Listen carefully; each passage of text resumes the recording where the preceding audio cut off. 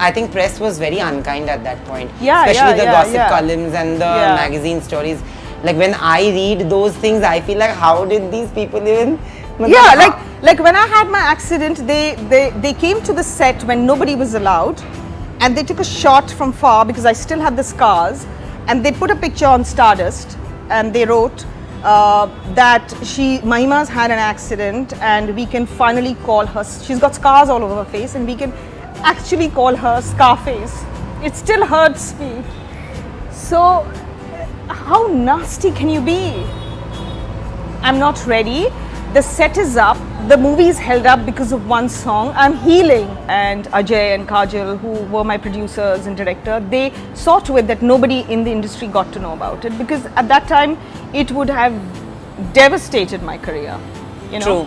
Back then, I knew I was not going to make a comeback. I thought it would never heal. I would never look normal. But they were like, Ajay was like, I get scars like this all the time. See this, see this. And I was like, he's just being nice because he just wants me not to lose heart.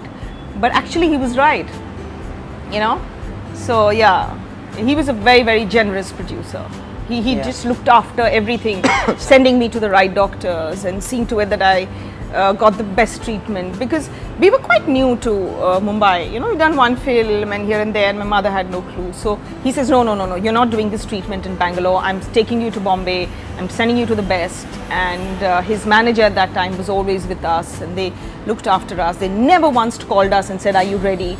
The other producers were hounding us because they were not clear about how much I have hurt myself. Yeah. But what actually happened?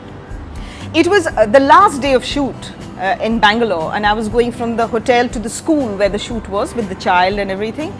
And it was early morning, and normally you get staff to be in the car ahead of you or behind you, and I was ready at 5:30 and I was supposed to be there at 7. By the way, you were ready here also? Yeah, here also. So I told my staff, I said, why don't you go, otherwise they'll think I'm not ready.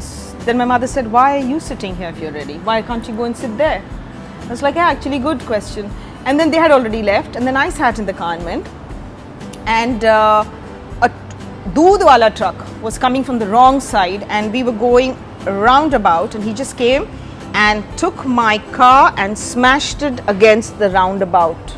You know, sometimes you feel the car is coming from here and you go like this, and oh, पीछे से निकल जाती है गाड़ी, इस बार नहीं निकली. It came and rammed into me, and I was still looking like this. So the glass came, so you were driving? No, I wasn't driving. There was a driver. So the glass came like bullets into my face, like splintered. So they went in all over the face. They didn't hit me anywhere else, and I didn't break any bones. It's just my face.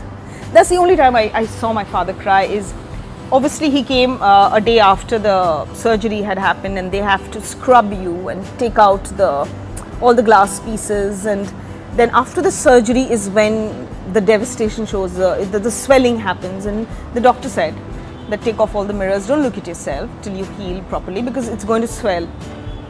And my dad was like, she's had an accident but you're not responding, so he just took a flight and came and he just sat on my bed and he said, he went like that. I just saw my dad. My dad is a jot, he's like strong, he's a sports person. He always tells me, like when I'm heartbroken and I say, Papa, I'm more close to him than my mother. And I used to call him and I say, Papa, my heart is broken or I'm crushed. And he said, no, not my daughter. You're going to pick up yourself and you're going to move on. And this time he just sat and he couldn't hold it.